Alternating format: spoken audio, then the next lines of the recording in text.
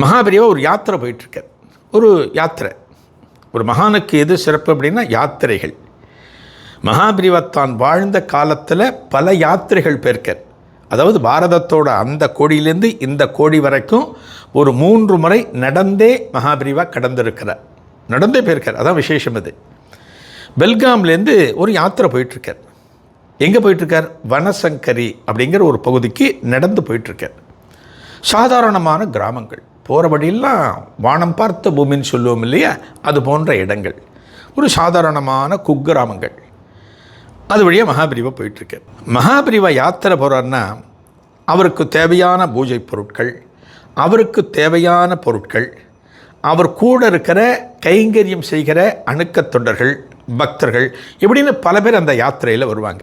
எல்லாரும் யாத்திரையாக போயிட்டுருக்காங்க. அந்த கிராமத்து சாலையில் போய்கொண்டிருக்கிற போது ரோடுக்கு எதிர்த்தாப்பல ஒரு அன்பர் வேகமாக ஓடி வருகிறார். அவர் ஓடி வருகிற வேகத்தை பார்த்தாலே இந்த அணுக்க தொண்டர்களுக்கு கொஞ்சம் வித்தியாசமாக படுறது.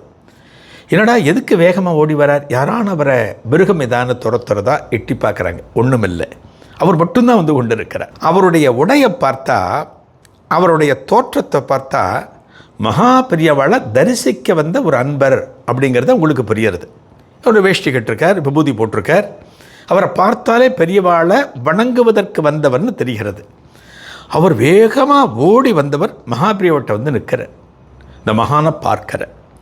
சாஷ்டாங்கமாக அந்த ரோட்டில் விழுந்து நமஸ்கரிக்கிறார். எழுந்த உடனே பெரியவாளை பார்த்து கையெடுத்து கூப்புகிற போது அவருடைய விழிகளிலிருந்து ஜலம் கசிகிறது, கண்ணீர் விடுறார்.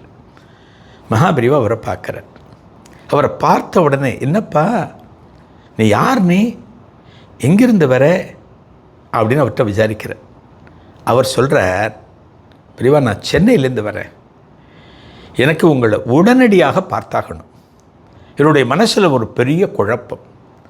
நான் ஒரு மோசமான ஒரு சிக்கலில் மாட்டிகிட்ருக்கேன், ஒரு குழப்பத்தில் மாட்டிக்கிட்டு அந்த குழப்பத்துக்கு விட தெரியணும் அப்படின்னா உங்களை நான் நமஸ்காரம் பண்ணணும், உங்களை நான் வணங்கணும், உங்களோட ஆசைகள் எனக்கு கிடைத்தாலே நான் அதிலேருந்து வெளியில் வந்துடுவேன் அப்படின்னு அவர்கிட்ட சொல்கிறேன். இதுக்கு பேர் என்னென்னா பக்தியில் நம்பிக்கைன்னு சொல்லுவோம், ஃபெய்த்துன்னு சொல்லுவோம். நீங்கள் எந்த கோவிலுக்கு போனாலும், எந்த மகானை தரிசனம் பண்ண போனாலும் அந்த மகான் மேலேயோ அந்த கோவிலில் இருக்கிற தெய்வத்தின் மேலேயோ உங்களுக்கு நம்பிக்கை இருக்கணும்.